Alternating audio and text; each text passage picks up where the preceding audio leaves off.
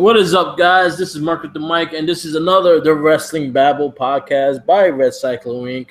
I'm joined by my co-host in Red Cyclo Inc., Louis Beans. What's happening? And Jabstar Supreme. Oh, shit. There you go. He sounds like a evolved Pokemon.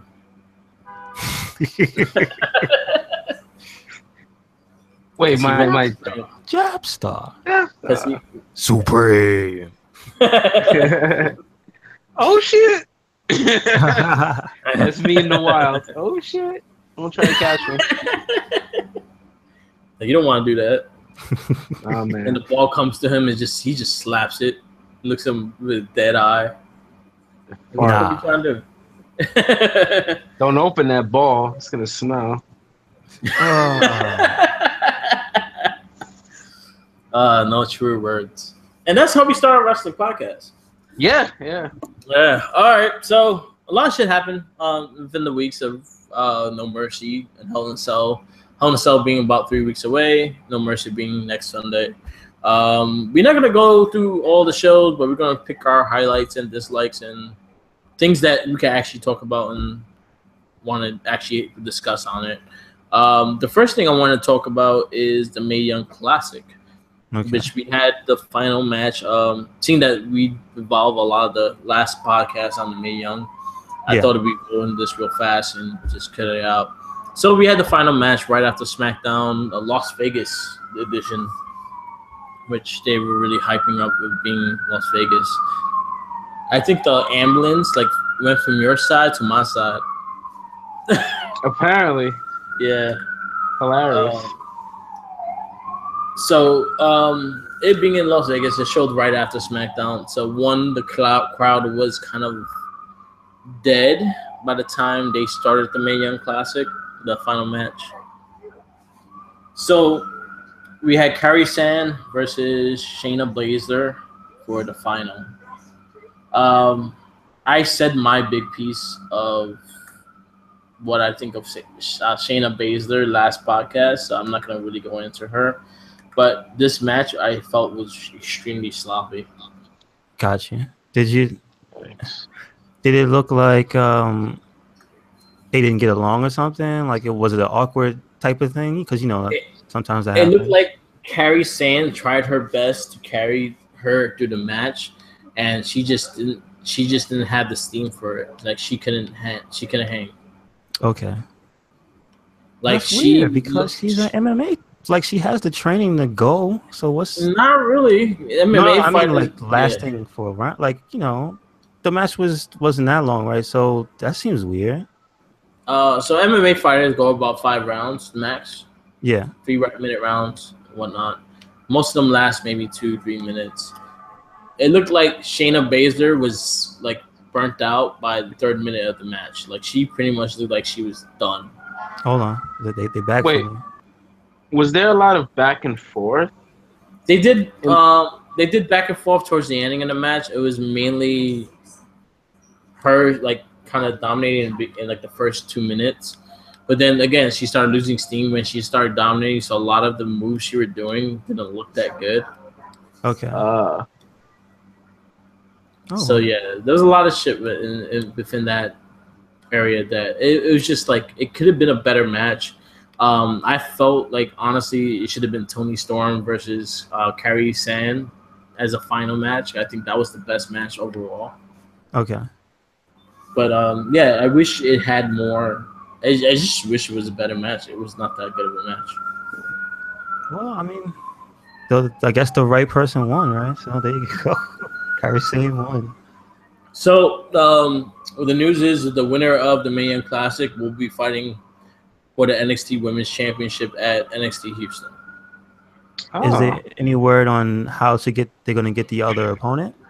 I think it may be a Fatal 4-Way match, which I was reading about, which may include Ruby Riott and so far Peyton Royce.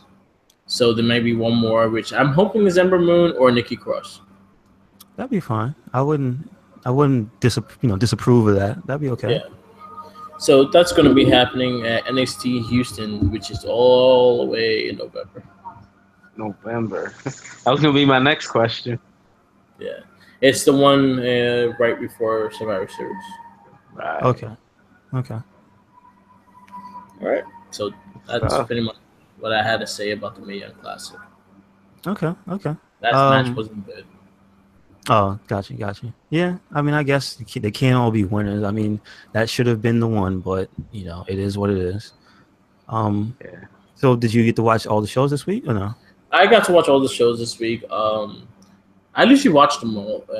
I usually catch everything. I think SmackDown was the far better show. I think in story wise and just building character wise. I feel Raw does a lot of things to lose characters for me. Like Okay. the whole Bray Wyatt and Finn Balor one. I don't care about their fight no more. I really don't. I don't even know what they're fighting for anymore. Are they still even feuding? They're feuding, and pretty much Bray Wyatt is attacking people with makeup on. Gotcha. So he beat up Goldust. Oh, really? And wiped off his makeup. Jeez. Okay. Yeah, okay. So, not only that, he didn't make the Hulu cut. Yeah, he didn't make the Hulu cut. I think he needs to go on a break. Yeah. Just a little, just go away for a little while. Maybe like some vignettes of something on SmackDown, but him not really being there, him just fucking around or something, because he needs to not be on TV every week. I'm just feeling that for him. I feel that they have to start doing that. Not everyone should be on TV every week. This is and true. then when they do, they it is a small subtle thing of them building their rivalry. Not everyone has to be on TV every week. I do not have to see Roman Reigns every week. I do not see John Cena every week. Like you could spread it out. Yeah, some people you do want them to feel special. You don't want to see Roman Reigns every week. You don't want to see Finn Balor every week. Yeah. Maybe you don't want to see the tag champs every week. Yeah, and have shit going with the run-ins and fucking dumb homerooming against each other when they're not even in front of each other. True enough. Oh, old school way. This is Space Cop. Space Cops. One match in particular that I was very fond of, I was very happy with it, was Jason Jordan versus Roman Reigns. That match was unbelievable. Yeah. Really good. That was so good. That dude, he's got the skills, definitely. It's just once he gets that mic work up to par, that's it. You know what's funny? They doing what they did with John Cena. With him? With Jason Jordan. Yeah, yes. Okay. Because John Cena used to job a lot. He was losing all his matches until he had that one thing with Kurt Angle with the ruthless aggression shit. Yeah, and he finally won it. Yeah, they're even putting that in the promos for him and stuff. Mm-hmm. Like, so yeah, they really are following that trend really hard. Oh, I mean, it worked. I mean, both of those guys, man, him and Gable, so good. Yeah, I feel bad for Gable. I was about to say, I feel kind of bad for Gable now because he's burdened with Shelton Benjamin, which I don't want to, Shelton's not a burden, but they're a tag team right off the bat. Come on. See, you know what? I have a different opinion on this. I'm kind of glad they did this. Okay. Because I like them both. Mm-hmm. And I like them both separate. Yeah. I like that they're separate. No, because I knew this would happen. Oh, but I'm talking about how do you feel about him and Gable and Shelton though? Like them strapping him right back into a tag team. No, I mean, that's fine because that's fine because that's gonna deteriorate. You could tell. Like they're gonna have an okay run and then they're gonna feud. Like that's what it looks like is gonna happen. Too bad Shelton Benjamin. It looks old and he moves old. He moves old. He's so heavy now. He moves differently. He's heavier. Like he can't get. Like he's trying to do these jumps. And I'm like, yo, Samson, you can't do that no more. So yeah, he's the gold standard though. Just stop. He needs to get up his power move game. Excuse me. Yeah, like you could be the silver standard now and just the silver. Okay.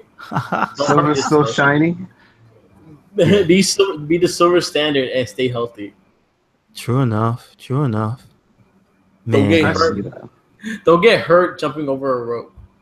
It's just, how do you feel about the potential of them winning the belts right now? It's like that doesn't even feel like. I don't. You know what's bad is that I do not want them to be in the tag. I don't want them to be in the tag team championship picture. Like, I don't find them that great of a tag team, to be honest. I'd rather had Gable be a single competitor. Do you remember there? I agree with Jay Dizzle, because look what happened the last time they had the belts. They weren't even in the pay-per-view. Yeah. But you notice? Oh, hold on. But you notice the bad thing about that time? Remember, they didn't even really talk. True, but like when again, they were champs, they weren't giving. Yeah, but they weren't giving them anything to do either. Yeah, so it's just like you might as well separate I'm basically agreeing with you, but I'm just like, they didn't even have a chance to grow because they just got the belts and were just like, hey, and that's it. And then next week they fighting, hey, but they didn't get any. You know, all right, hold on. Just like Ambrose and Dean, like they have a cohesive story and everything. They can both work the mic separately and together, and they feed off of each other, right? So it's kind of felt clunky as shit for those two. Even though they were in NXT, being on SmackDown just felt weird. So you know what's funny is the fact that they took away what made them a popular thing in NXT. Their whole little promo, the Reddy, William, and Gable thing, was really catchy and really going to ground. And Gable was actually the one that's pretty decent on the mic. Jordan is not so much. So it was Gable that usually talked most of the time, and Jordan didn't. But he did that whole Reddy, William, and Gable, and that really caught on. And when they went to the main roster, they didn't even do that no more. Nope, nothing. Yeah, and I think that would have caught on if they would have just kept that going. Yeah, they just didn't. They just came out. That's it. It just started cheering. Because in the ring, they're fantastic. They're great. But when it comes to like wanting a personality off the tag team, you didn't get one. Yeah, true enough. Rhino and Heath Slater had some way more. Yeah, but see, look, they had time to build too because they had the little promos of them in the trailer home. You remember that? My biggest problem with the whole Heath Slater thing is that I wish he got the IC title through that whole fucking thing or something bigger than that because he was so over as the free agent. But what happened, dude? Like when he went to Raw, nothing. He was just a background guy. Yeah, they don't know what to do with him. They don't like. I think SmackDown did more with him than Raw did. Like the same thing with The Miz. The Miz was highlighted more on SmackDown, even though he gets his fair share of shit, but he was better on SmackDown than Raw. True enough. But he's been able to at least, flourish wherever he goes because he won't shut his mouth. And he's good at running it. But like these other guys, they don't even get the time to shine. No, they don't. Like scrap the Bray Wyatt match. And it's a Heath Slater promo, Yeah. Something. I like Heath Slater. A lot, and I think that was the one thing that he should have went for. It was the IC title because I think he was getting built to a certain extent that you could easily put him into that situation. You know where I put Heath Slater? I put him at the Fashion Files when it first started. They gave him a chance to do something, and he knocked it out of the park. Yeah, and then it turned into the tag title scene, and then they stopped giving him a chance to do his thing. And once they lost the belts. Yeah, it's just like, what do they want him there for? Just to so he could say I could do it? Like, then just shuffle him back in the back of the deck? Like, now and look at I wonder how he feels now too, because Jinder Mahal is a champion and fucking McIntyre's a champion, and he's the leader of the group. Crazy, man, crazy. I mean, he can say he had a title, a title, but I don't know. Yeah, he's a two-time tag champ. Like, he won the tag titles before. That's not the first belt that he won. Oh, who did he win it with? Them? He won it with Justin Gabriel. Really? Oh, yeah, when they were in Nexus.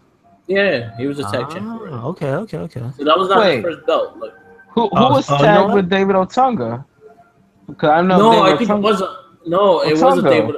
It was David Otunga. It was Otunga. Yeah, it was Otunga. Heath Slater. Yeah. Well, you know what? I apologize for my ignorance. I was not watching wrestling at that time.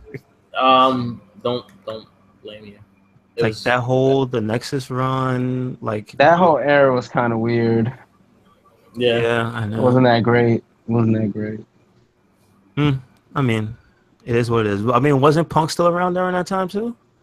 Yeah, that's when he just started the whole. That was when he first got the WWE title run that he went 400-something days with and shit. So that was the beginning of that. Oh, okay. All right. Because that was the only thing really happening too. Yeah, that's probably what I missed. Yeah. True enough. But like, I felt bad for Heath because when he did that whole free agent thing and he was going on both shows, he was really getting he was really getting a pop. He was trying. When he stepped up to Brock Lesnar, he got a huge pop. Yeah. But the dude was trying. Yeah. Like, man, you gotta really award these things when they actually get these guys going like that, not just let them get lost in the mix of everything. Yeah, when they get they always say, the best thing is to get the crowd to react, right? So that's what he was doing. I don't know why that's not important to them. I don't know. That's weird. That's a big thing. Another thing I wanted to shout out was 205 Live was awesome this week. Maybe just half the show. I shouldn't say the whole show, but dude, if you haven't, please watch the TJ Perkins Rich Swann match. Oh, that is a match for the ages. That shit was incredible. It was very back and forth. Just some of the stuff, like if you look at the little things they were doing during that match, that shit was fucking great. Like, that show does not deserve those two. Yeah, I kind of that's probably one of my matches of the week. That's what that was going to be my match of the week, was that one in particular. Like, shout outs to TJP for liking the comment, but yo, that shit for real was like the way they were countering each other, and then even when they weren't so smooth or precise with the movements and stuff, it looked like there was real aggression there. On some of the stuff they were doing. Like, you could tell that these two dudes really know each other's moves and stuff. So it stood out, and it was really good. And it's bad that I know that's probably why they do the matches the way they do on 205 Live, and kind of in wrestling in general on the WWE side, where everybody keeps fighting each other over and over again, because it looks like every time you get a AJ Styles Cena type of match, they keep wanting to do it over and over again. Yeah. And it's like whenever they get superstars that have a good match, they keep wanting to do it over and over again. It's like, I don't know why they're trying to stay so hard on duplicating the one thing instead of spreading everybody out, but it's just a trend I noticed. Because this has become this is like the third match. This is the fourth match. I'm hoping this ends that pretty much like ended their rivalry for a little bit. If they it doesn't look like it story wise the way they were acting. Because TJP gave him a really reluctant handshake, and Rich Swann was making fake goofy faces as he walked out, holding up I think the two, I think because he won 2 out of I think 3 it was or whatever. Yeah. So, it looks like there's still going to be some major story for those two. Yeah. But, I mean, listen, that was a great match. Yeah. I can't complain. Yeah, it was good. My other highlight with 205 was Breezango. Yeah. That shit had me rolling. That was good. I watched SmackDown and I was worried. I was like, oh, no Breezango this week. And then they popped up, and I was excited all over again. See, somebody's listening to the fans. It's like they realize they can't keep segregating that show. Yeah, they gotta have interaction with the rest of the roster in some way, shape, or form. So, I appreciate it. And Breeze is under 205. Both of them, or just one? Just Breeze. Just Breeze. Okay. So Breeze is under 12.5. Fandango could be his manager. True enough. And I would love to see Breeze and Neville go at it again. They fucking had some matches in NXT. But yeah, I think they're starting to take notice of people who are actually under the weight. So yeah, I think that's a good thing. So where's Lucia? He should be his weight is down there, right? Who? Sakara? The small Kalisto. There we go. Thank you. Who? He's small enough to be on there, right? Kalisto. Kalisto should have been there a long time ago, and he's not. Yeah, is he like 195 or something like that? Yeah, he's like Rey Mysterio size. Like it's just that they don't put him in the cruiserweight division because they want him to book. They want to book him as Rey Mysterio. But where is he? He's on Raw. No, but I mean, like, where's he been? He fought Samson last time I saw. So okay, how long ago was that? Or was that recent? This week. Oh really? See, that's he didn't make the as He didn't make that Hulu code. He didn't make the Hulu, son. Yeah, make that Hulu, man. If you don't, you're nobody. You're a schmo. You are a jabroni. Official tissue jabroni. My jabroni of the week, Bray Wyatt.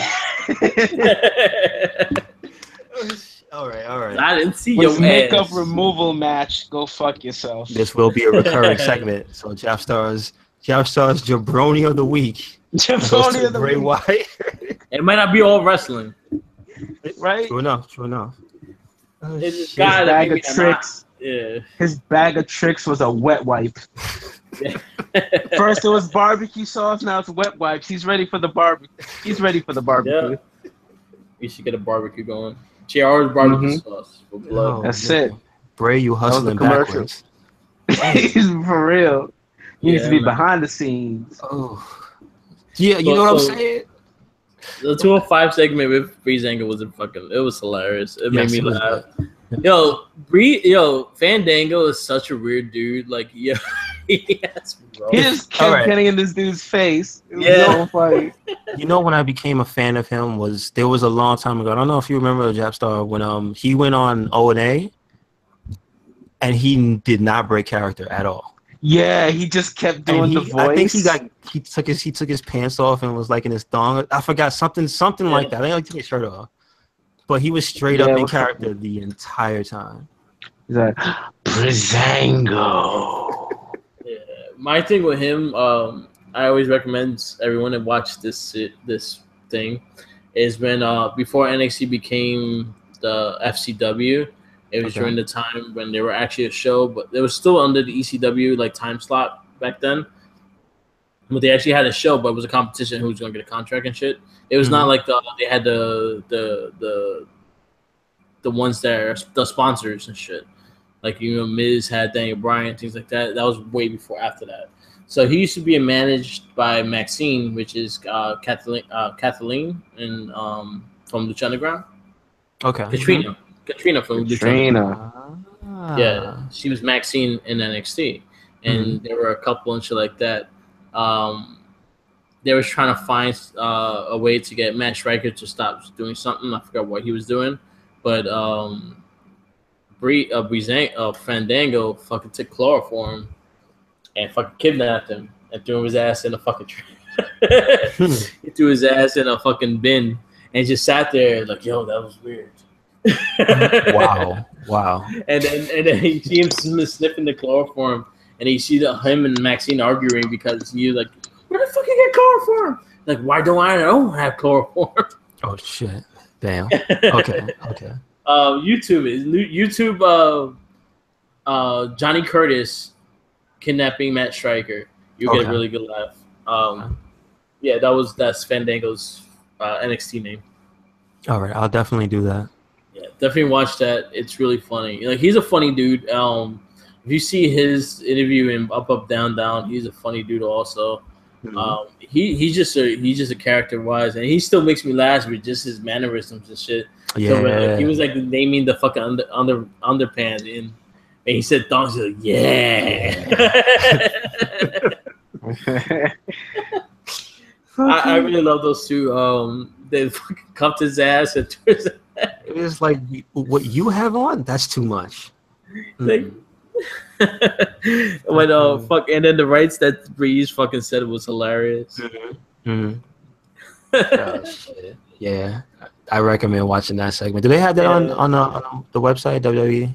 Yeah, or I on the posted YouTube or something? and I also posted it on our Wrestling Babble board. Oh, nice. Okay, good. It was really funny thing. Also you got a heel turn by Jack Gallagher. Yeah, creepy. Yeah. What was that about? He knocked some sense into him? What's happening? Can't beat him, join him kind of thing, I guess. I guess so. All right. Other than that, I was tired of the laughing.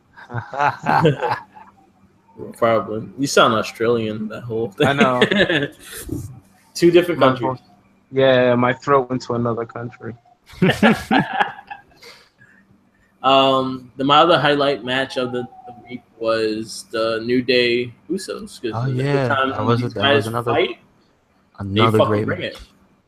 Every Great fucking time they fight, they bring a fucking great match. I think they're on another level in the tag team division, as in these guys know each other so well. They fucking know each other since FCW. So these guys' chemistry is up there with all of them. Mm-hmm. They all came from FCW together, except for Kofi. Kofi's the only one that's a senior. So he's never been in any of the developmental stuff for WWE? No, he just was started already fresh? Yeah. Well, he was in OVW, but he never stepped foot in FCW because he was already in WWE Well, at yeah, the time. Okay. You know, when he was Jamaican. Boom, boom, boom. Yeah, Oh, boom, no. boom, and all that. Then he no. was from Africa out of Remember nowhere. the thunderclap? Yeah. Hit it with the boom, man. You should put that as the theme of this show. Oh, the Kofi song? Yes. From that The original one? From that era? Okay. Yes. Kofi's theme was awesome. SOF? Yes, it was awesome. I like this theme. Always like the Kofi Kingston. Oh, speaking of Kofi, if you guys don't have anything else to add, like highlights for the week, I wanted to bring up a topic. Yeah. Sure. How do you feel about them changing the landscape of the championship scene and allowing people like the Kofi size to win? It's been like that for quite some time, though. I can't think of the last dude to have the belt that was small like that. CM Punk? That was Daniel a while Bryan? ago. That was a while ago. Seth Rollins? He's not that small. He's bigger than is. Kofi. He's bigger than Kofi, though. He's 220. So Kofi's no, but I'm just talking about like looks. Like Kofi's short. Kofi's 6'1". Like stand next. Well, how tall is Big E? Because Big E's not that tall though. Big E's short. He's 5'11". And Kofi's not. He's not much taller than him. He's taller. He's well, Kofi's 6'1". But what I'm getting at is like dudes that are not giant or like 6'4", Randy's height. Like these, the really, really big dudes are like the only ones that are really. The last big one was Balor when he won the belt. They got rid of him with the quickness. Well, it wasn't his fault. They didn't get rid of him. No, they didn't. Did you notice how they just really didn't put him back in the shuffle? Like, well, they want to just reestablish his character back into the mainstream. Like the same thing with Seth Rollins. He even said it himself when he came back. He didn't want to be put straight into the title scene. He wanted to establish himself again. Well, isn't that contradictory to what he keeps saying? Is that he'll always say no, not him. Balor. Oh, okay. Yeah. Because Balor is always saying my title that I never lost. So he definitely would. I think he would definitely appreciate to be back in the main title scene instead of floundering around with Bray Wyatt. But like, just anybody else, like, because what I mean is like, okay, we got the Maharaja, big dude. We got Randy, big dude. We got the only exception, but Shinsuke. But Shinsuke, he's tall as shit though. We got Cena, but he's not doing it on that show anymore. He's on Raw. And he's not even really, but he's he's feuding with Reigns, big dude. And it's like, if they weren't feuding, either one of them would easily be in that picture scene, in that title picture scene. So then you go from there and you spiral downwards to like the other dudes to put in the scene, and it's just like these slightly more streamlined athletic guys, but they're like smaller. So like, I don't want to say Kofi because he's stuck in the New Day, but like you'll never get. It seems like you'll never get the days of like a Ray being champ again, but not just like as a freak show, but like as a merit of his skill. So Kalisto, whatever they're doing with like, I can see like even Breeze at some point doing. But I mean, like they'll never put them in that spot, and they're always relegated to being either stuck somewhere else, IC title range maybe, but even not. It just seems weird. I don't know. It just seems weird. Like only the biggest dudes end up in the title scene and stay there. Still. Well, we know who's still in charge. No. I guess so. I don't know. It just seems like there's a lot of other people that should be able to get in there just for the sake of like not being stale. You know what I mean? Because when you think about, because I think we mentioned this like not so long ago about like how many different people used to be in the title scene in like the Raw era, like the Monday Night Wars era. It was just like they were like a good solid 10 dudes in contention for the belt. And they were like all different people. Like they were just completely different gimmicks. They weren't like any clones. They wasn't like just one guy that was just like, I'm just a badass gonna beat you up. But there were so many different people. And it feels like now there's only like a stable of, oh, you're just here. Like you can't even get in this. You can't get in this scene, period, if you are too small or too. I don't know. It just seems like, yeah, Daniel Bryan had his thing, but I think the pushback has been so like, we're only going to let one of you guys get in at a time. Because specifically Finn Balor, he's the only one. That's like, you look at him, he's physically way smaller than everybody else in the side. And he might not weigh less than everybody, but you know what I mean? Like, but he looked wise, yeah. So I don't know, just it seems weird. Or more not weird, it seems stale. It just seems stale to me. Because then you're gonna get what's gonna happen when Brock and Braun are done. Who would be? No, but on that I'm talking about Raw side right now. Who's gonna when Brock and Braun are done? Who's gonna? Well, see, I don't know about AJ. He's not. No, but you're talking about like the guys being the small. AJ is a small dude. AJ is 5'8" and under 220, and he is considered a world champ. Yes, he's a small dude. Oh wow. All right. AJ was the last one. Got me on that one. Yeah, AJ was the last one that's been a champion, and he held it for 6 months. But see, Seth Rollins is 6'1" and under 220. You also had, Dean Ambrose is fucking tall. That was the last person I was like, Dean Ambrose is tall. He's like 6'4". No, but I'm just talking about like these diminutive people. Like, there's a clear difference between like Kalisto. AJ will be the one I'll say then. Yeah. Okay. AJ was the last one to really have that. I could equal you with Finn Balor and then go, okay, we got two, one for each show. Finn Balor, I felt bad. It was more the fact that he got injured before he was able to run with the belt. And I think if he didn't get hurt and was able to run the belt, I think he would have had a decent title run. True enough. But because you also had the likes of Roman Reigns, KO, Jericho, all them in that I'm kind of wondering more for the belt. Do you think that his development was shifted to Braun Strowman? Because if you think about it, like if he'd have been champ, he wouldn't have been feuding with Roman. I don't think he would have been. I think it would have been the perfect like villain for him. This giant dude. Nah, you don't think so? He's too small. No, but that's what I mean. Like that type of stuff is not. Is that? Because I've seen it come up about the realism in wrestling kind of becoming a problem again. Yeah. Where it's only certain people can win. Because realistically, this man can beat this man. But it's like, this is wrestling, and it's losing more of the fantasy element. And that is kind of what's making it stale. It's just like, okay, we get it. These dudes fighting, that guy is clearly like twice his size, so he's just gonna beat him up or whatever happened to like suspension of disbelief.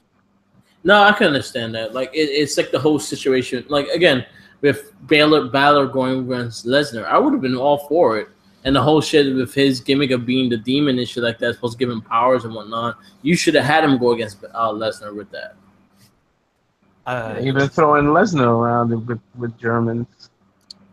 Yeah, but this is the only thing also with Balor when he went to the main roster, like his demon is the same exact fucking wrestler than regular Balor. As in, if you remember in NXT, he was a lot more aggressive as the demon than he was as regular Balor. Now, who do you think is responsible for that though? Him or somebody else? That's stupid booking on fucking WWE's part. Okay, I can see that. They'll give him that aggressive side because I remember when Balor was fighting Shinsuke Nakamura, he went more to a submission wrestler, and he was actually really good at it too. True enough. Yeah, it was actually a really good match. I remember that. And match when he was finishing people with the Bloody Sunday. True enough. But just like, what happened to that is what I really wonder. What happened to that mysticism, that weirdness, that that unrealness that he brought to, wrestling. Yeah. Just like, that wasn't real. It also goes to a point that, you're big and all, but you do have weaknesses as well. If I go for your leg, your ass ain't going to be as big as you were. And that's something that they lost. They lost that psychology of wrestling. Yeah, Austin versus Big Show was going to happen, but Austin always went for his fucking leg when he was fighting his ass because, I got to bring his ass down. Also, Austin might have thrown a chair in it. Yeah. But there was a lot of things that I feel what you're saying. And it is a thing. Like, there's a lot of guys that are better than a lot of the guys in the main event, but you wonder why they're still there. Like, Sami Zayn could out-wrestle fucking Jinder Mahal. He probably run circles around the motherfucker. Yeah, I kind of maybe the weight thing was a little different. I probably should have meant, like, just those guys who get stuck in the mid-card. Yeah. It's just, like, I guess that's a better broad term. So I would put Sami Zayn as one of those guys I was talking about. Like, Cesaro, I would have said was another one, too. Yeah, remember he had that whole Cesaro section going. He fought Cena. Cena gave him props on that match. It was like a 25-minute match. I agree. I wish he got it, but you don't think he seems content now that he's in the tag team scene? Because he seems he's accepted. You have to at this point, with all that behind him, with the Cesaro section and all that. There was fire behind him, and then nothing. Goldberg came back, then it became the Kevin and Chris show, and he was just gone. True enough. He was overshadowed because he doesn't have the personality like those guys. Do you think that was Mick Foley's plan for him, though? Was that he saw that? Because him, the thing with them fighting so many times was his plan to get them familiar with each other.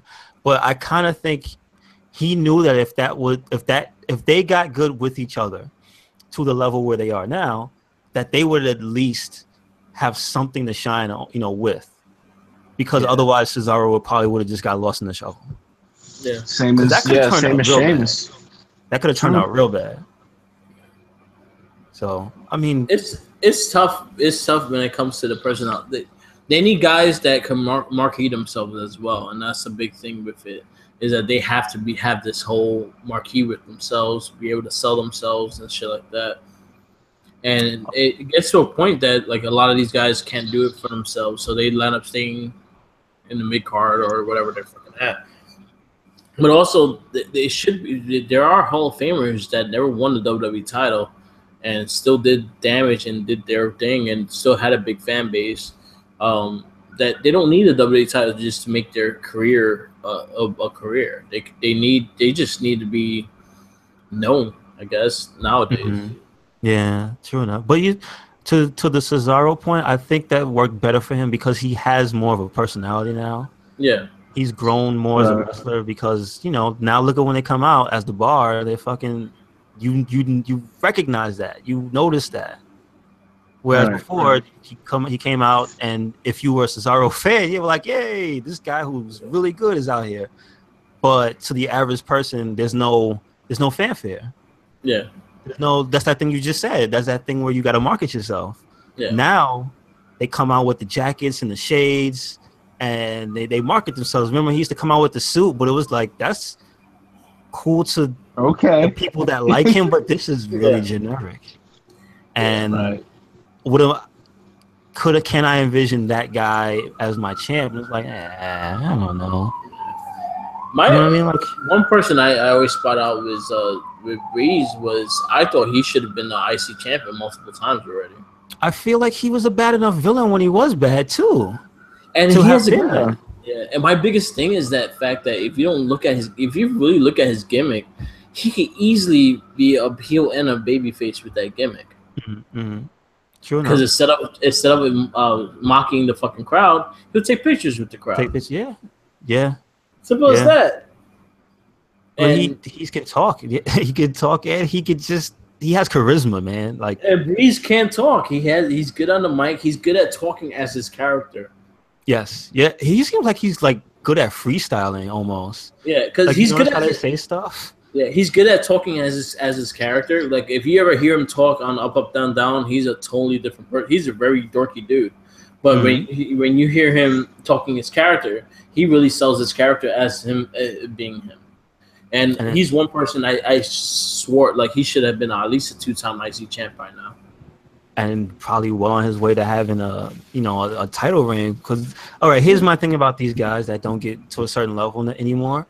It seems like back in the day, anybody could eventually be world champ. Now it just seems like you can't get there. It depends on what time you're talking about too. Because if you're talking about early '90s, Finn '90s, '96, not Hogan, because that was he just hard smashed everybody. Because even Bret Hart had problems with Hogan being a champion when he had his title run. No, not when Hogan was there, but in the I want to say maybe when Bret was champ, but it was like unless you were a pure gimmick wrestler, you could eventually be champ, and it's like now it doesn't matter as like unless you fit criteria A, B, or C, or you are a cool indie guy, you can't be champ.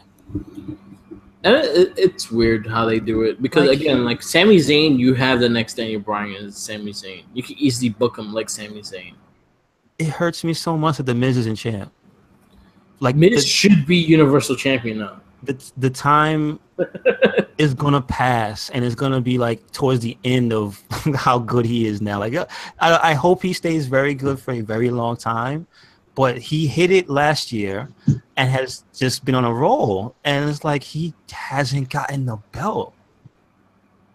Like, what? I mean, it kind of does show that he doesn't need it. Dude, like popularity. It's like, okay, all right.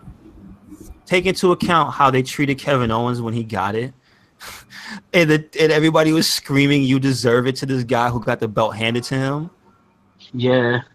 And I'm like, the Miz on a character level and as a real human being who's doing all this work himself, he more than deserves to be champ at any given time now. You know what I mean? Like, what's up? I agree. I agree. I totally agree. But I wish I knew what kind of what I mean. He's kind of the king. He's relegated to the king of the mid-carders, even though he's past being a superstar.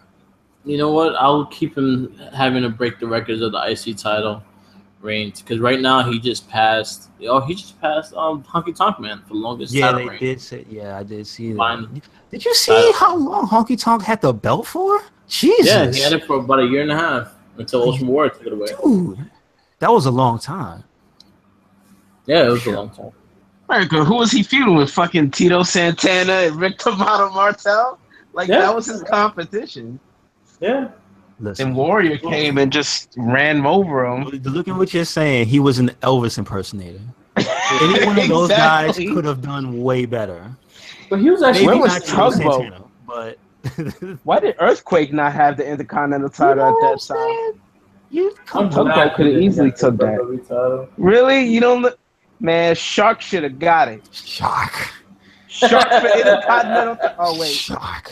Well, that was WCW. Yes, but still. I know what I was saying. What about One Man Gang? He was a TV title champ. See, look at that shit.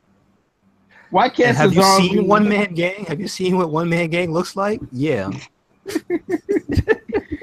Yeah, like you know what? Also, I think they do with the belts right now. Also, tidbit. He was. What was he? Hakeem. Hakeem? I was just about to say He was Hakeem for Hakeem. Intercontinental title. Yeah. No. Jesus. No, No, we're not having that, Jay Dizzle. It's all right. no, All right. Okay. that's racist. His character was racist. Yo, he wasn't black, was he? He wasn't even half. He was from South He Africa. was, Okay. that motherfucker was from Arkansas.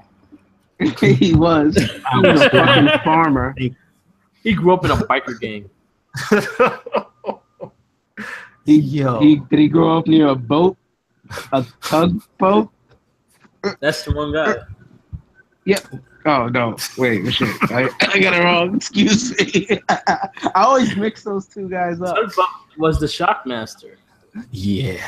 Oh my god. Whew.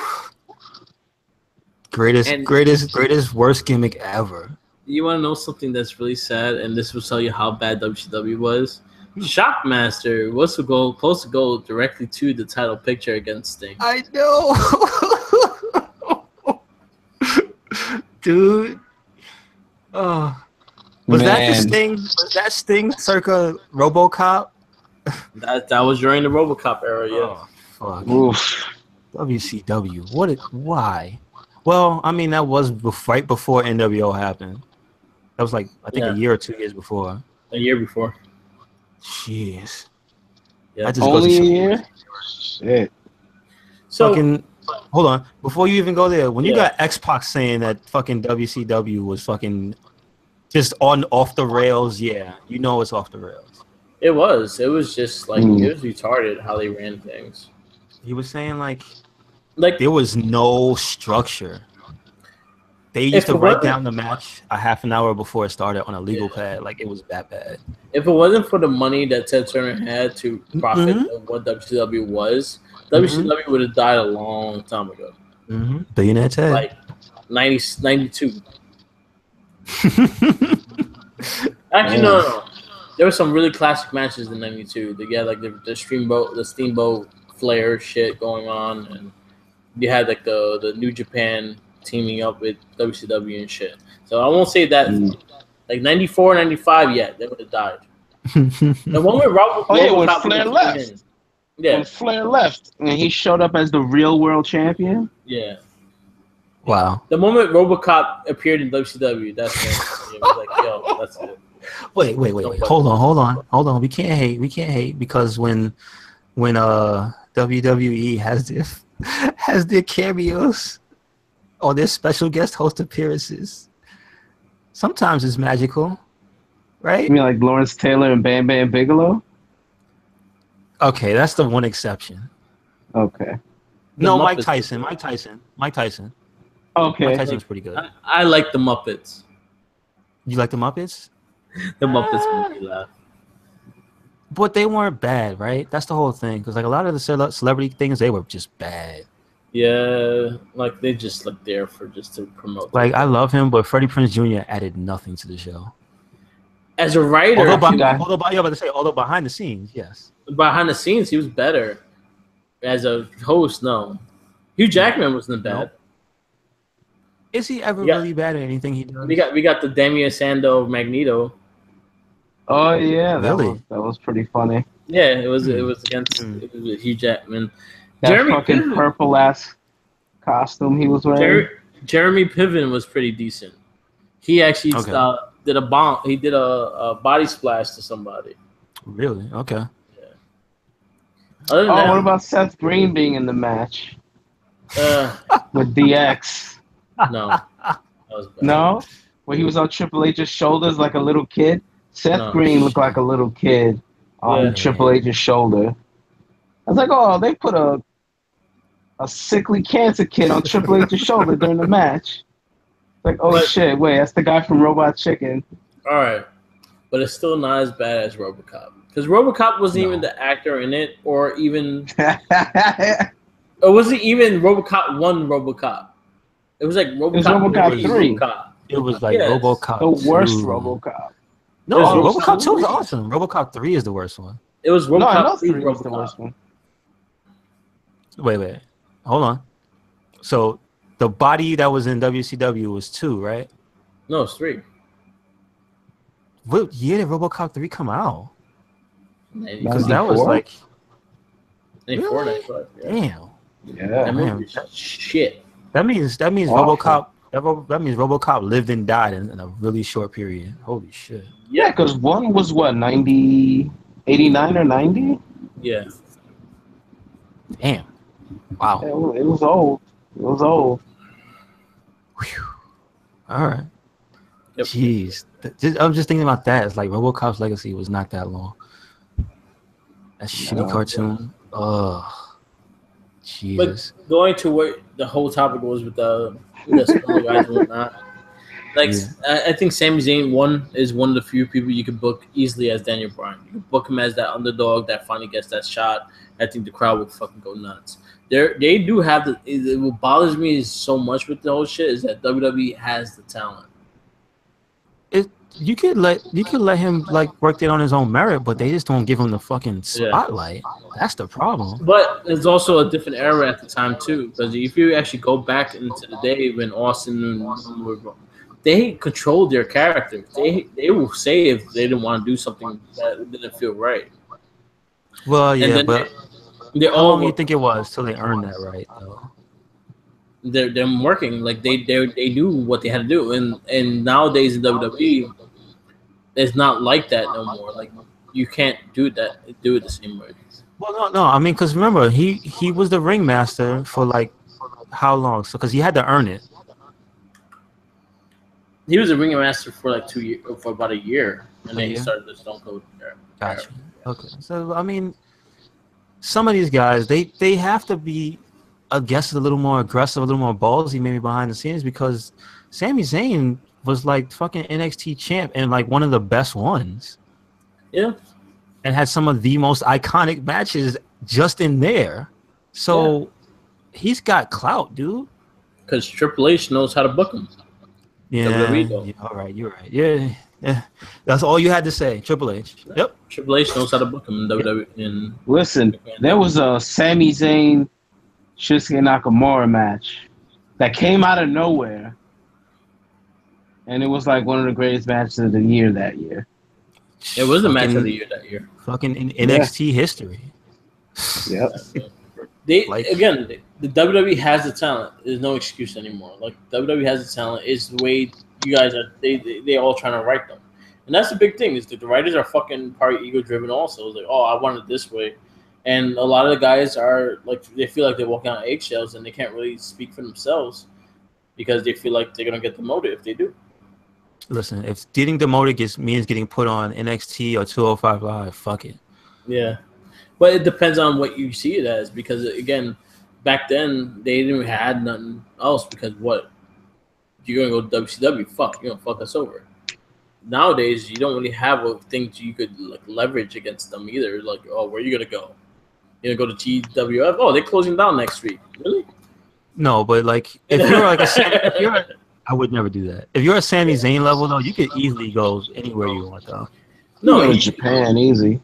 Yeah, he could go to Japan. He can go anywhere he wants. He can go to Ring of Honor. He can go anywhere. But WWE is, at the end of the day, WWE is the biggest show that they have.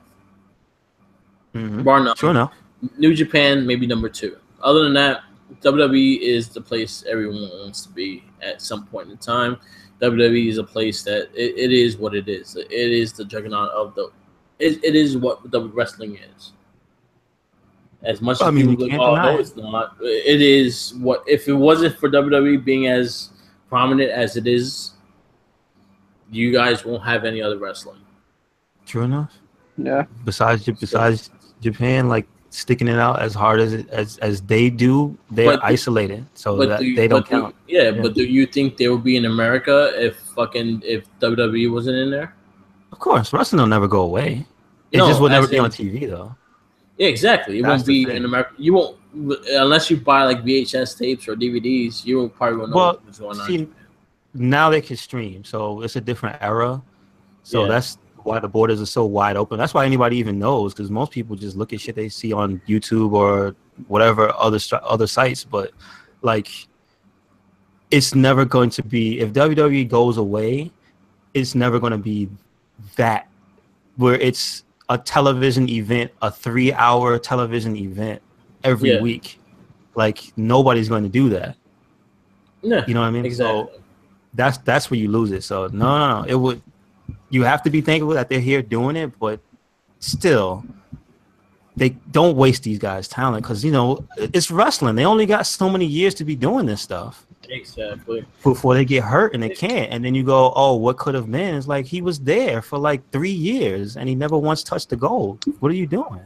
Exactly. Like, yeah, Sami Zayn gotta get gold eventually. Like, don't let it happen. That's my only mentality. Don't waste these guys. All right. Last but not least, let's talk about what you guys think of the KO big man thing. Oh, that was great. Yeah, Vince it's been a minute. Showing him how to get in there. Yeah. Fuck this. We're not gonna scrap type of thing, because we obviously know that he has permission to do that.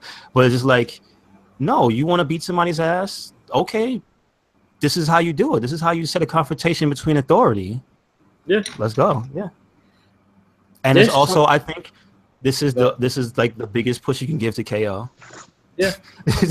Fuck what people keep saying about Vince not liking him. You could tell Vince likes this dude. Yeah. Right. He wouldn't let him headbutt him. No, because you just keep reading shit where, oh, Vince doesn't like him because he's fat. Vince doesn't like him because of... Like, shut the fuck up. Would you think he would let him touch the fucking Universal title if he didn't like him? Please stop. Look at his title range. Thank you. How long it was. He's a 2-time IC champ. He's a 2-time USA champ. He's a fucking Universal champion. He's an NXT champion. The only things he's missing is the tag in the WWE title. There you go. And that's it. And that's all for 2 years. Right. He's only been there 3 years. 2-3 years. This is his 3rd year. He did all that in 2 years. But Jay, Vince McMahon doesn't like him. Nah, that's what the McMahon loves that guy. McMahon loves Dolph Ziggler. I appreciate Dolph Ziggler coming out in the beginning. That was pretty cool. I like that. Yeah, that was funny. If he could be more random like that, I'd appreciate him. Yeah. Mm-hmm. Yeah. That would be more better if he did that, because what he's doing now is I don't know. Like I see where it's going, but I was just wait. Do you have it on? I think I can hear echo. It's mad loud. The echo of what? Of us. Mad loud. Oh no. All right, we good. No. Yeah, going into the whole KO thing, like, yeah, I can see, like, McMahon likes him. He wouldn't be giving him the opportunities that he has, and you cannot deny that KO is probably one of the best guys on the mic. Yeah, pretty much. Hands down. On SmackDown, is there anybody better than him? No. Like, comparable? Comparable? No. I don't. Not that level. Not even in ring unmiked. you can still hear him talking shit. It's just like, no. Probably WWE knows right now not to put him against gender either. Because he just like flow mic-wise. Mic-wise, he'll just run rings around. I didn't even think about that. You know what's funny? Like, put him in a storyline. Don't even put him for the belt right now. I think I talked to Jabstar about this when we went to the Yankee game. I have a feeling that they're making KO an anti-hero. So he's going to be going against who, though? Gender? I think little by little, he's going to become... All right, he's going to be fighting the boss now. He's going to be fighting Shane McMahon. He's going to go against McMahon and all like that.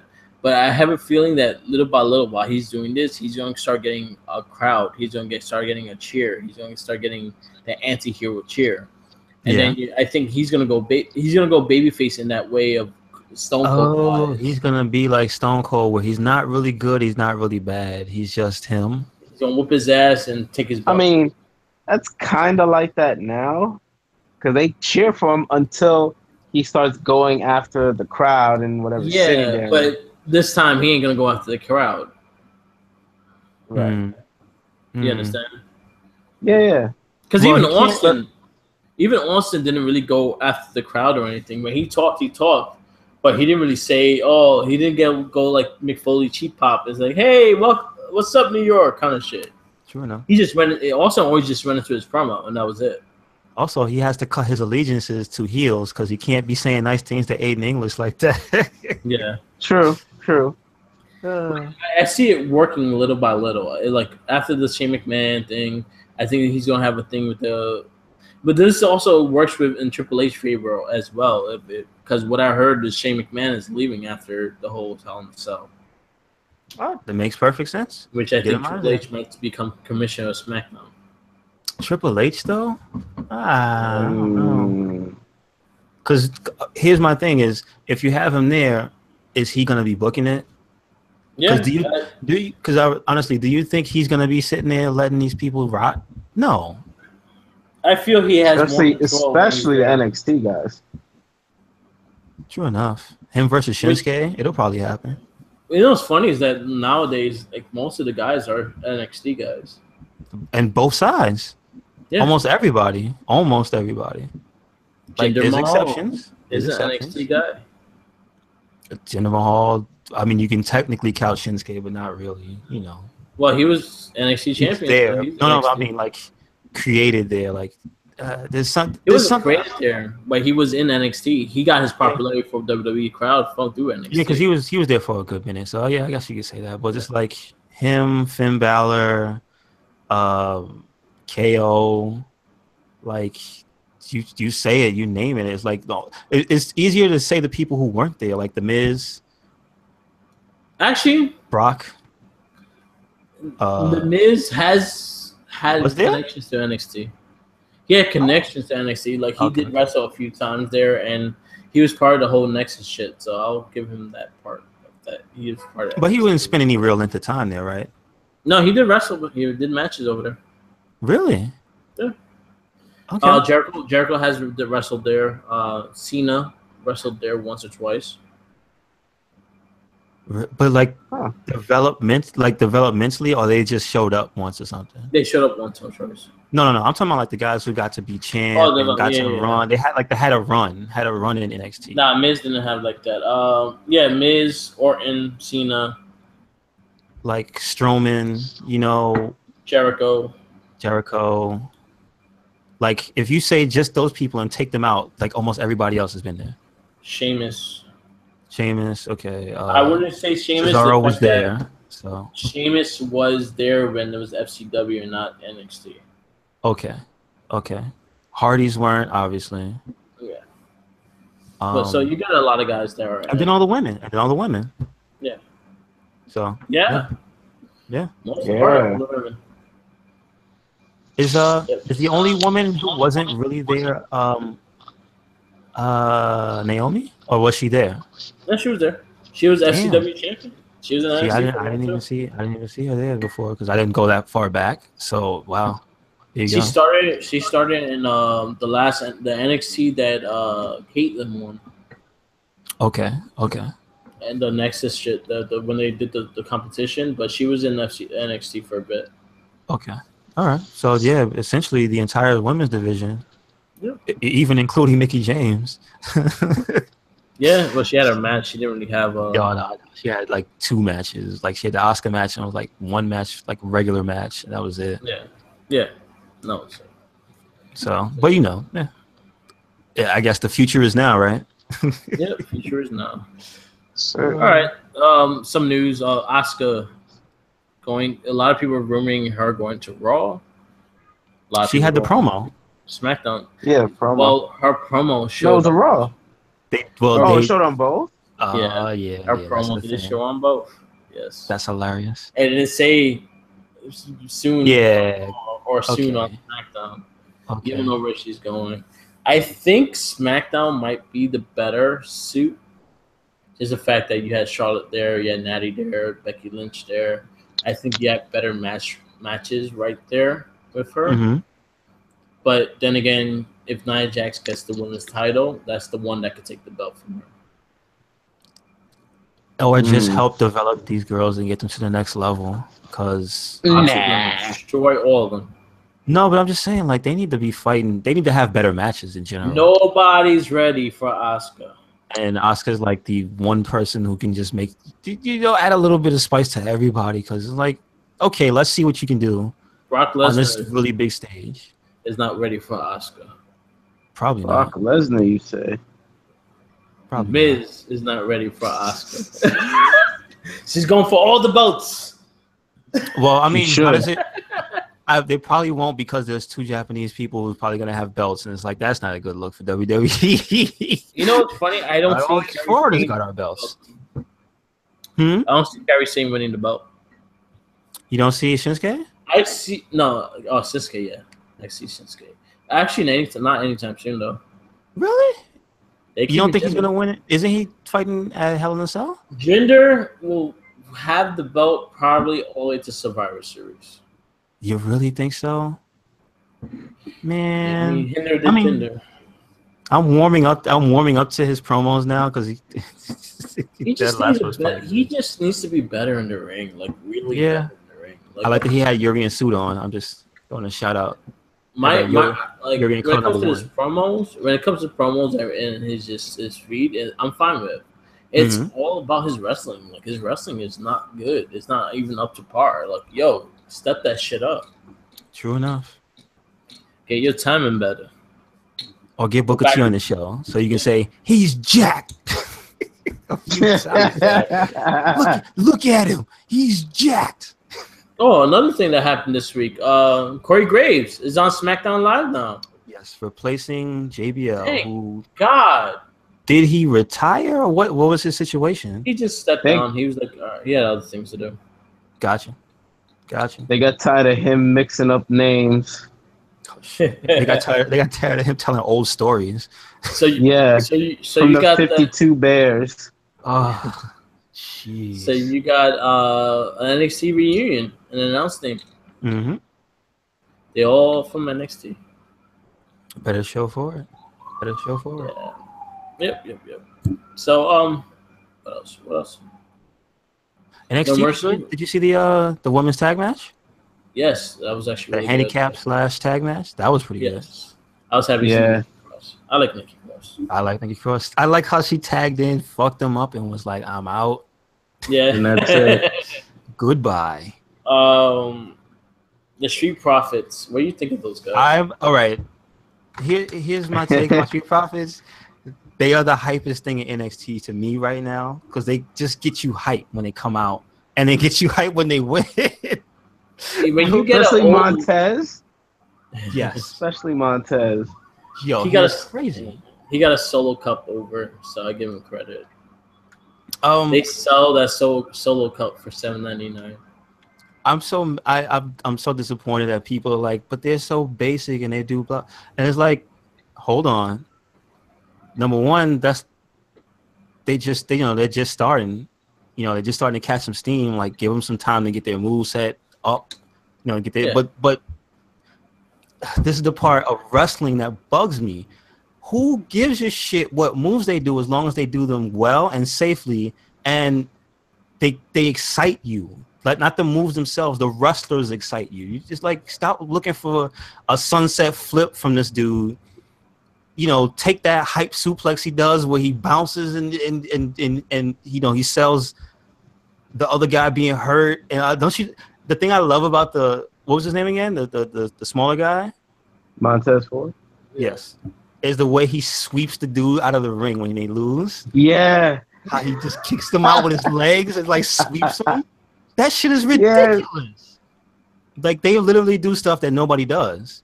Yeah. And they go in the crowd too. Get hype with the crowd. I like what they bring. I think they got the crowd. When you got an old man doing the turning the old kind of shit, you have an old ass doing it with his kids. Yep. Yo, they're over. They're over and all like that. When dudes are showing pictures of solo cups on their phones. Yeah. Yes. My only thing with them, I would like them to develop more tag moves besides whatever the greatest tag team, the Cecil Benjamin and the Charlie Haas did. Oh yeah, that's all they do, and that kind of annoys me when you just repeat a move and whatnot. Get more tag moves. Do that. Like be more cohesive as a tag team. Like I love Heavy Machinery, and I would like to see them get the belts eventually because I really like their aspect of the tag teams, and I like their finisher because it makes sense. They're two fat dudes that are gonna smash you. That's all it is. Okay. And it fucking makes sense. I love that. It makes sense. Is Riddick Moss related to Bob Orton at all? Because he has that face. He looks like the same face. Like he looks more like his dad than Randy does. Like Randy don't even look like he kind of looks like Bob Orton, but this fucking guy looks like looks like he's the older brother of Randy Orton. He looks like he's way younger. Time in some Indian casinos. Either that or he just has cowboy face, a resting cowboy face.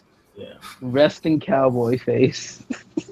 My other thing with put a cast on his arm. Yeah, I need Johnny Gargano to get a bigger push than what he like. I would like to see him in a title picture. I would like to see him do big things as well. I mean, maybe it's time for him to leave, though. I'd rather him stay in NXT. You think so? Yeah. Oh wait, is it because like they're literally waiting to finish that storyline arc? Yeah. Pretty much. Ciampa has to come back, so they have to finish that. They have to wrap that up. What bothers me, and I explained this on maybe two of our podcasts. Bring up Johnny Gargano to 205 Live. Have him be the one to take down Neville when Ciampa is about to be right. And right after he beats Neville for the Cruiserweight title, have Ciampa run in and fuck him up. I appreciate that. He meant that shit. I appreciate that. That was some conviction right there. I would like that. That makes perfect sense. But no, they don't do it. I should write for WWE. I should send a resume. Yeah, do it. But I see it because you can't let these threads just die. You can't. Remember, we were at the show and the chick threw the shirt in the ring, so obviously that's fucking with him. Yeah, the memories of Ciampa are fucking with him. So exactly, he's got a thing, and also they used that against him this past week. Yeah, that's what they brought up. So, hey, maybe you should get another. Maybe you should get another tag partner. Blah blah blah. So, they're obviously not letting that angle die, and I appreciate that for consistency's sake. But maybe it's like you said, if it's Triple H, and it's gonna be an amazing match. Yeah, he's not gonna let that just go.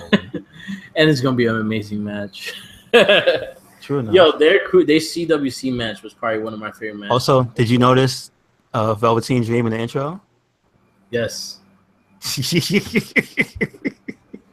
And I saw Mandy Rose in the intro. Oh, really? And she still wasn't. She still didn't wrestle. She's coming. Hopefully soon. That's all you need to know. That's sexy girl. What is this dude Aleister Black gonna talk about? He's probably gonna be like, I want a shot at the belt or something. He should. Hopefully. I want to kick people in the face, and I want to continue to kick people in the face. They didn't really discuss whether or not these three guys beating people up want the belts, or are they just fucking with the champs? They're fucking with the champs. They want the belts. But they haven't stopped and talked yet, all right? No, they haven't stopped. They haven't interviewed. They haven't talked yet. They've just been they're just taking off, and they're showing their new T-shirt. That's pretty much it. Gotcha. Hey, we got a shirt. We're going to fuck this guy up to buy it. Because my thought was Aleister Black takes the belt from McIntyre, and then, they have the obligatory rematch match.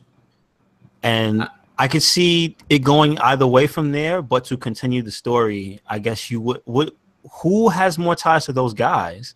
Is it McIntyre or would it be Aleister Black? Like, has he had anything to do with those guys? No. So he's never fought them in any other federation. So it would make more sense to have McIntyre fight them, right? Yeah, McIntyre would be the one to fight Cole.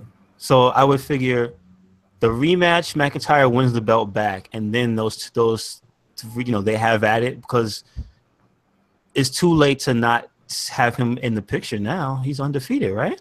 Black.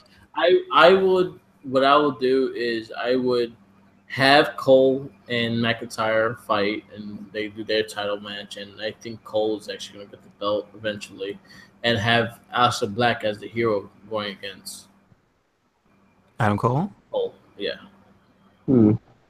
Okay. But because now we're forced to remember that there's always going to be a rematch. Yeah. And then that they definitely do have the possibility of switching the title back and forth. Yeah. So I'm just trying to long game it and see like, okay, so if he loses it, there's a chance he might not actually get to fight Adam Cole.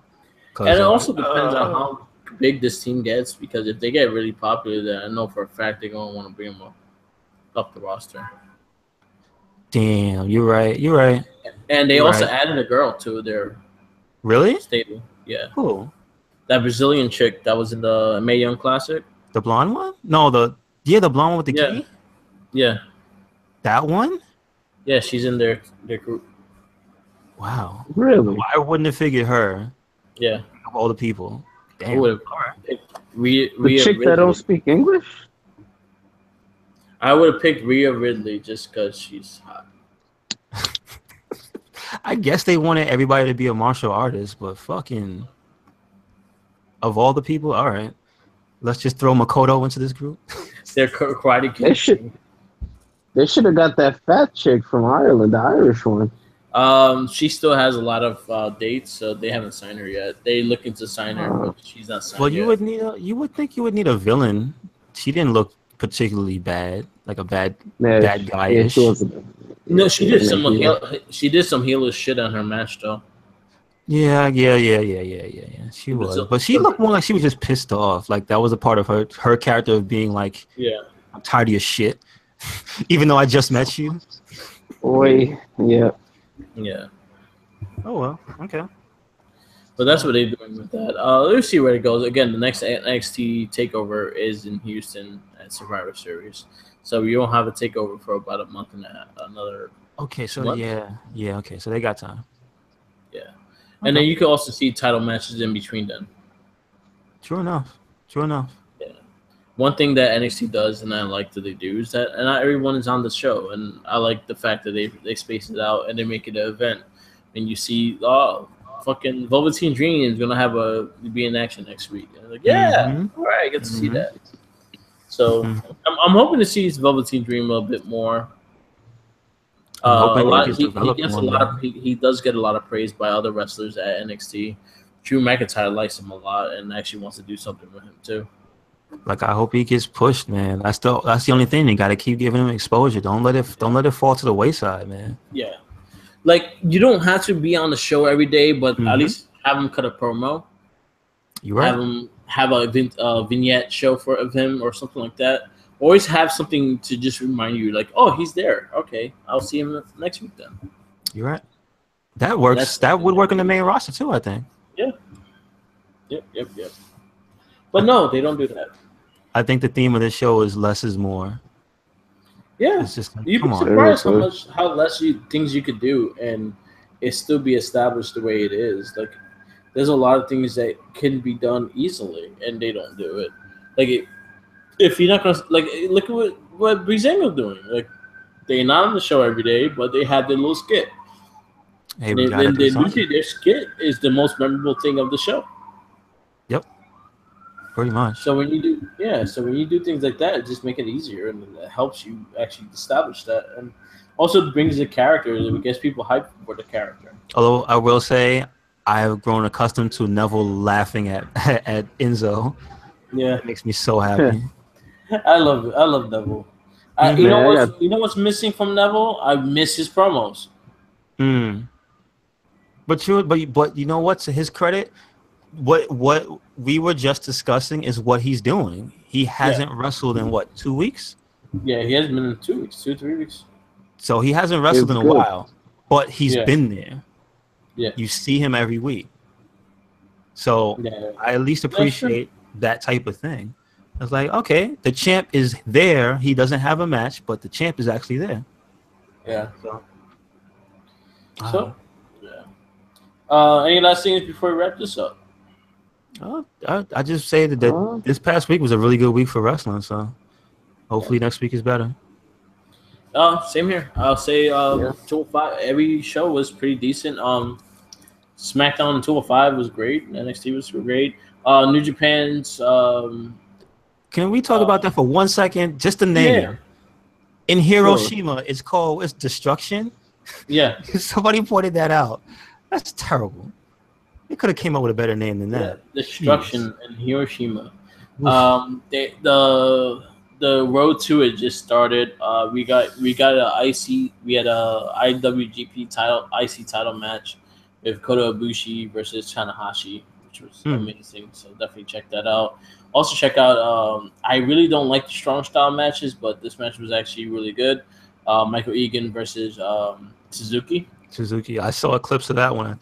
Yeah. I'm definitely gonna go back and watch that. That looks amazing. So that started this weekend, Friday, Saturday, and Sunday. It'll be out this whole week, I think. So definitely check it out. I gotta watch it and actually catch up with it. Again, I skip the tag matches. Whenever there's like a 6-man tag match, I skip it. Okay, gotcha. Yeah, I just skip it. I was like, this is no point of this match. It's not going anywhere, and yeah. Gotcha. Okay. Yeah. Other than that, yeah, definitely check that out.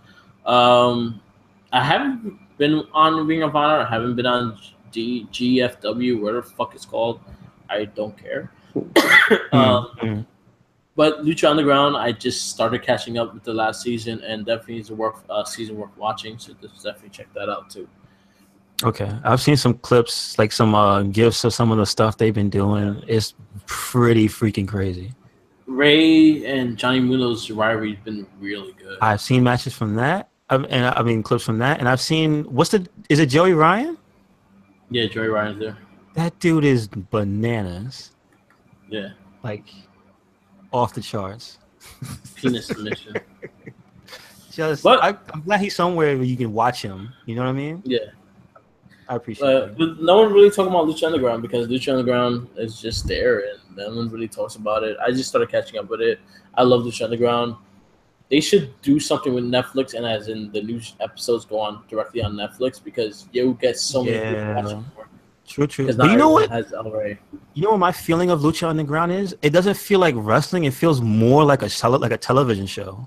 And I think that's the reason why I like it so much. And it's like I think wrestling show. Yeah, I know, but I'm like it almost feels like it's in a different world. That's the thing. Anytime I describe Lucha Underground to someone, I always call it's a sitcom of wrestling.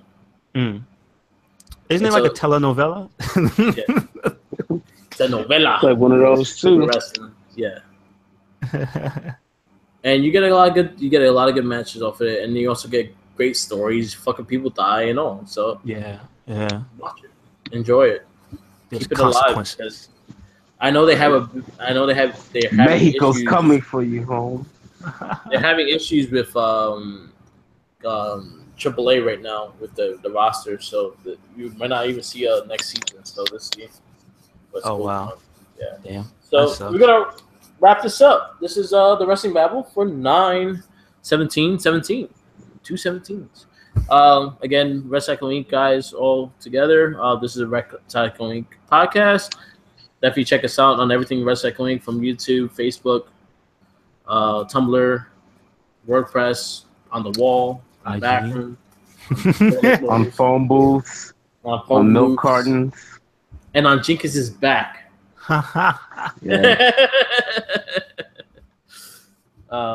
Shit. Check out my Break with the Mic on SoundCloud, YouTube, and Facebook. No, it's not really Facebook anymore. Also check out the Red Cycle Link on Facebook. Both our page and our page and our board. They're both running. We did some updates on the board, and we're getting it all going. So it's moving. So follow and like us and all. Do it. Please. Porfa, please. Do it. Please. You're gonna make Jabstar cry if you don't. Yeah, that I'm gonna start singing it and everybody's gonna be sad. Everybody's gonna say, Exactly. I heard the song. It's not again. Not good. I made him sing Go Green Ranger Go. Yeah, because we had swords in Destiny 2. That's a whole other story for a whole other time. That'll be next on the Guess Better Square podcast. Yeah, right? Top of the hour on it. Gets better, I swear. All right, guys. We'll check you guys later. Again, follow everything. And always remember, follow Jenkins wherever he's at, wherever he goes. Hashtag follow Jason. Follow his ass. Follow Jenkins. Follow Jenkins all over the map. Yep. With a sandwich, with a burrito, with wherever you rap. Whatever you Doing it for the long haul. Yes. Yeah. Because he's slow.